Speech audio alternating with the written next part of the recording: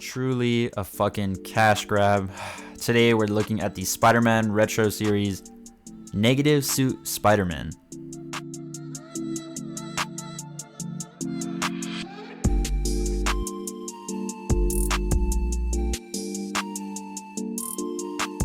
Not to sound too unenthusiastic, but this is the Negative Zone Pizza Spider-Man. Such a fucking cash grab. In another video I said that I wouldn't be picking this up, but the completionist in me just couldn't not buy this figure and miss out on one figure from the wave and have an incomplete collection. So I went ahead and just picked him up. There's his read up.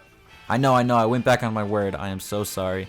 But here's just a little graphic of him and read up if you want to pause.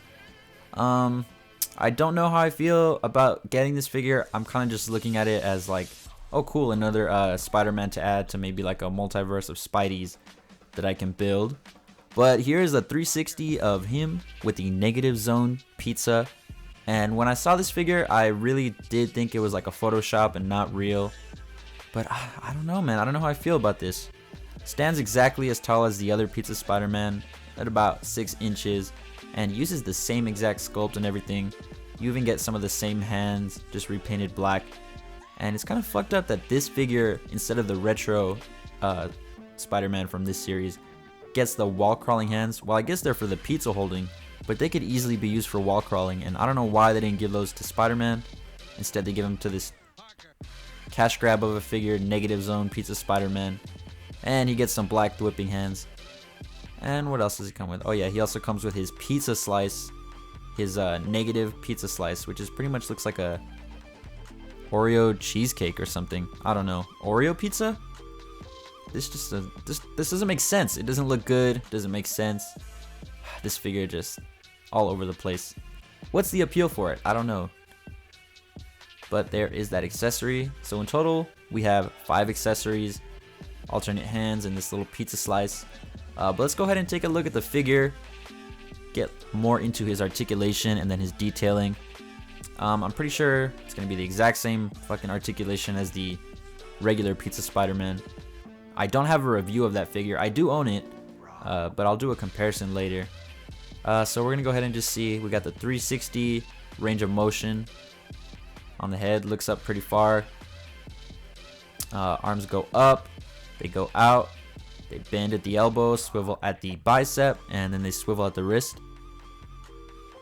Very, very nice. And same thing for the other arm. I just think, if anything, I don't know if they reused the arms from the retro Spider-Man from this series, because the arms do look a little long on this figure compared to just proportion wise. Even the way the Pizza Spider-Man that I have, his arms don't look this long, and I don't know if that's just because they're reusing like kit bashing figures to release more exclusives. I don't know. But legs go out, bend, swivel, yada yada yada, all the classic stuff, all the classic articulation you're gonna get with this guy. So that is that, and he doesn't really have any problems standing. I just don't like the stature of this figure. Like, I don't like the buck. If anything, they could have used a different sculpt, but I guess, you know, Hasbro isn't gonna spend money on an extra sculpt for a unique figure. Let's just make fucking Negative Zone Pizza Spider-Man. Woohoo!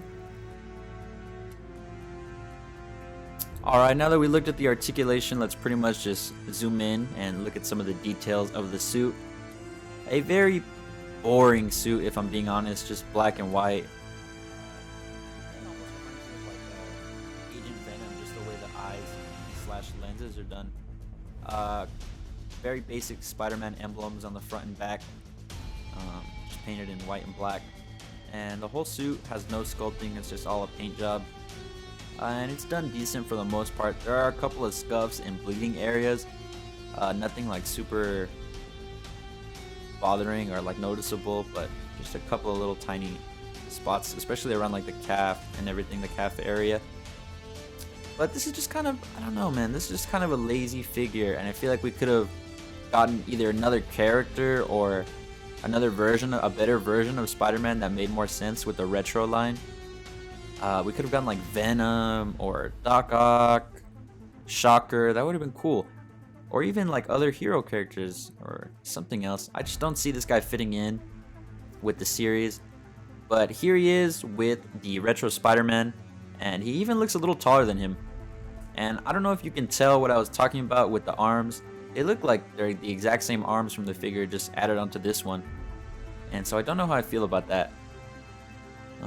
But he does kind of look nice compared to this classic Spider-Man. Just gives it a nice change of, just a nice little change up look. On the bright side, he's gonna look cool in like a cabinet full of different Spider-Man because he stands out.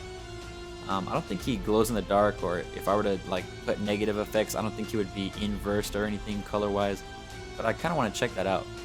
And here he is with classic Spider-Man, who he's molded after. And he looks really cool. We got two fucking pizza bros here. Just two dudes chilling out, you know, scarfing down some pizza, having a good time.